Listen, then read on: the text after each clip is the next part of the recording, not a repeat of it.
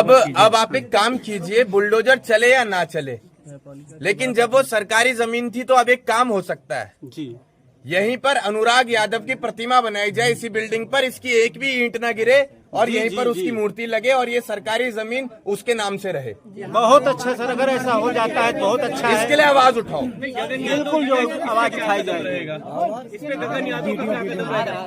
हम सब इसमें कीट रखकर गगन यादव यहाँ से जाएंगे पार्क के लिए। नहीं गगन जी पहला प्रश्न कि आज आप एक ईट की शुरुआत करेंगे, रखेंगे इस पर? बिल्कुल रखेंगे, आओ सब लोग मिलके रखते हैं। जी सर, बहुत लोगों का कहना था कि गगन यादव आएंगे तो बहुत